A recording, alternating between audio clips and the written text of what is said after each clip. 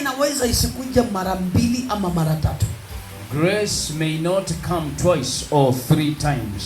Maandiko yanasema, The scripture says, Mtume Paulo, the Apostle Paul, anachojivunia mpaka leo, what is proud of until today, ni kulinda neema. is to protect the grace. Alimwambia Timotheo, He told Timothy, linda neema. protect the grace. Unaelewa? Linda neema. Protect the grace. Anamaanisha nini? What does he mean? Neema hiyo ndio itakubeba.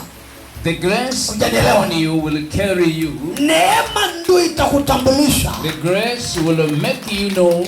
Mahali popote utakanyaga, wherever your feet shall tread. Neema ndio itakupa dunia kukujua. Grace will make the entire world to nje na neema utakanyagwa na ulimwengu. Outside the grace, people will step on you. Nilizungumza jana usiku, I said last night, kwa njia ya social media, through our networks, na nikasema hivi, and I said this, ulimwengu haiwezi kukupa unachokitaka. This world will never give you what you want. Wala mke wako, or your wife, wala mume wako, or your husband, wala wazazi wako, or your parents, wala ndugu zako, or your relatives, wala rafiki zako wapendwa, or your friends. Kile unachokitaka, whatever you want, hawawezi kukupa. They can never give Lakini you. neema, But grace, inaweza kukupa kile unataka. they're going to give you what you want. Piga makofi.